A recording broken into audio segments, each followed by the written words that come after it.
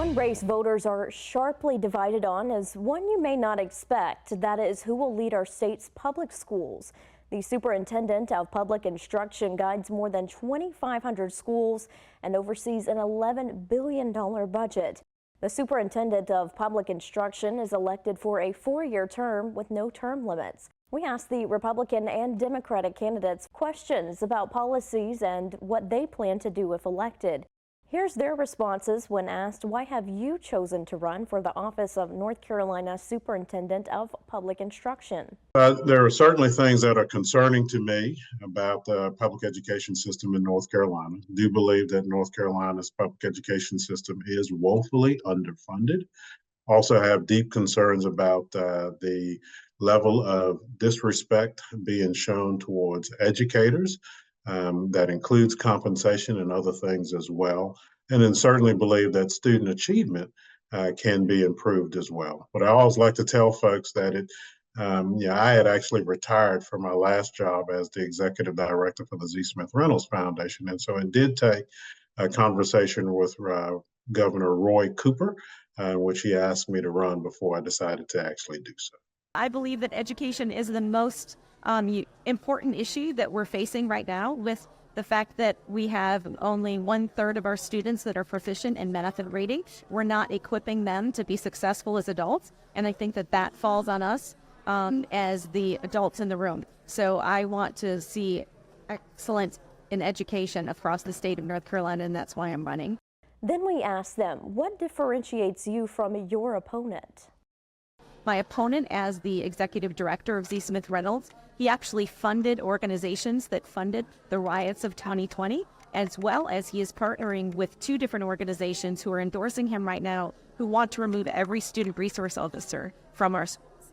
In addition, I just received a very disturbing call last week from a mother who said that when she figured out that Mo Green was running for superintendent, she had to reach out to me because she said he is dangerous. When her son was under his tutelage in the school system in Guilford County, her son was attacked so mercilessly it took 6 hours of surgery in order to fix all of the bones in his face. He still, 10 years later, is still suffering through the consequences, and that was just swept under the rug. There was not even an incident report that was written to her knowledge. She fought tooth and nail to even speak to the superintendent and was never contacted. We cannot have that be spread throughout the rest of the state of North Carolina.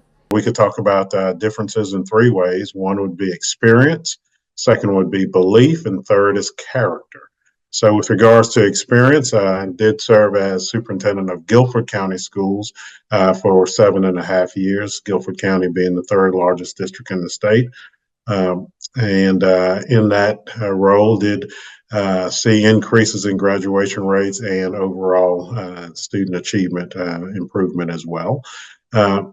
Prior to that, I served as the deputy superintendent and general counsel for Charlotte-Mecklenburg Schools, 2nd largest district in the state, and most recently served as the executive director for the Z. Smith Reynolds Foundation that certainly supports public education, including, it supports many things, including public education.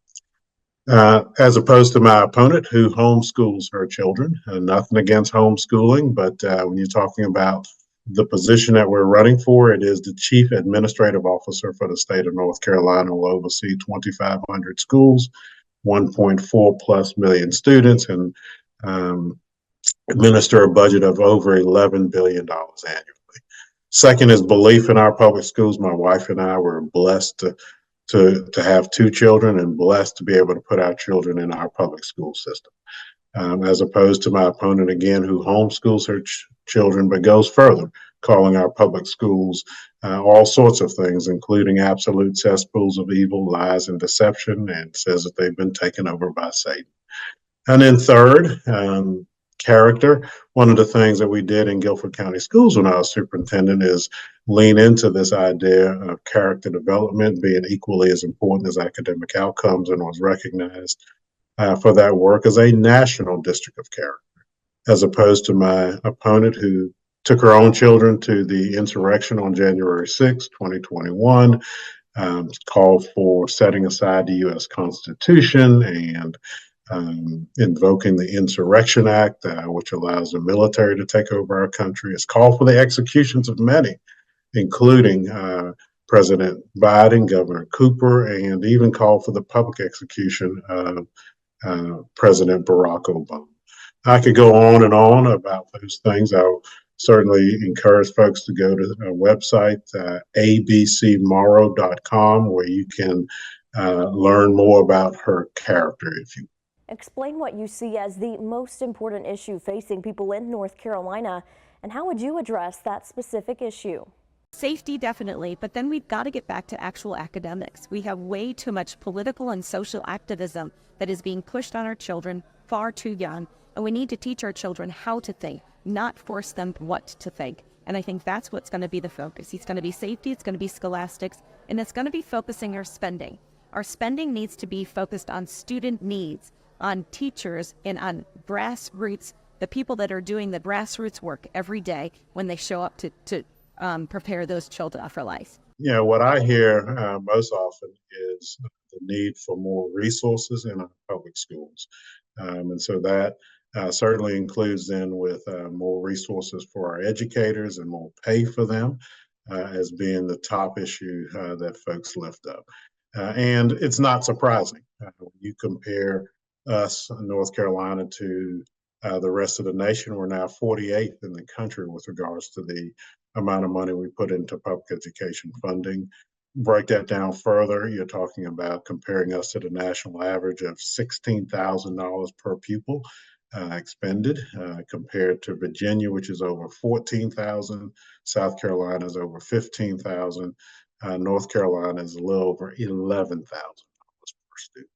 And again, when you times that times 1.4 million students, you can really see that that's a dramatic difference between us and neighboring states and the rest of the nation. So the primary thing to do in this regard is what I like to say is this position I also believe serves as a chief advocacy officer. So this is a place where we certainly have to be advocating with our General Assembly for additional resources, really helping them to understand the policy decisions that they're making are impacting our public schools pretty dramatically. The way that I operate is something that we actually started in Mo Wants to Know is what it's been branded, but we started it in Guilford County Schools when I was superintendent there, which is I like to listen and then learn and then lead. And so try to have many, many conversations with policymakers, see if we can't find ways of moving us from where we are to a better place with regards to funding of our public schools, which will do many dramatic things. I mean, we have thousands of vacancies that, these resources could be used to attract folks to fill them.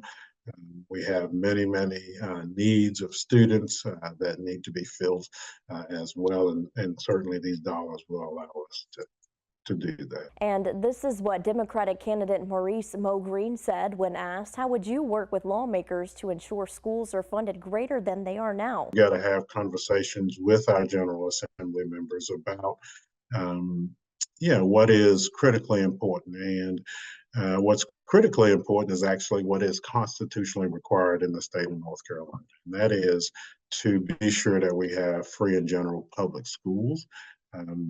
And that every child is given the opportunity through our public school system to receive a sound basic education.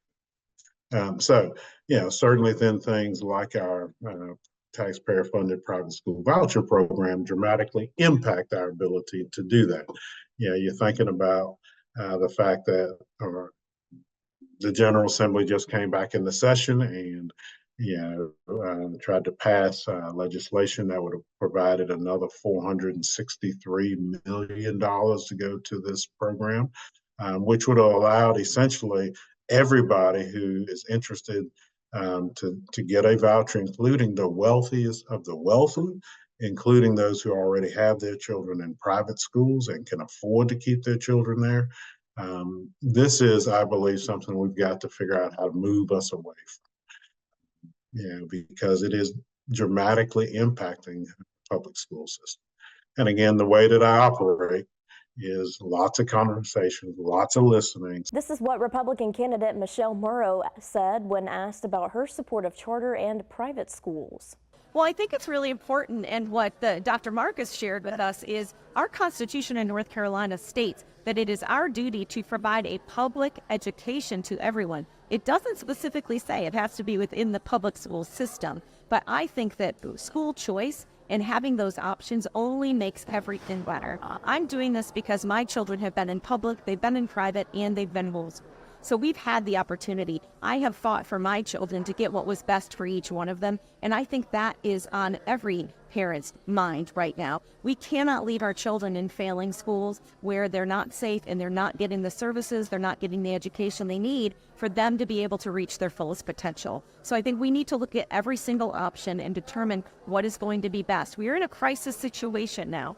With our academics, with the proficiency rates being the lowest we've ever seen in North Carolina, with what I just shared with the dangerous, circumstances that many students and teachers find themselves in. It's time for us to focus on the real root needs that we have, and that is training our children up so that they are going to be ready to be successful as adults. And we asked them both, what is the best advice you have ever received? Live with integrity. So that is advice that I've certainly tried to truly appreciated and have tried to live up to, is to live with integrity, be honest.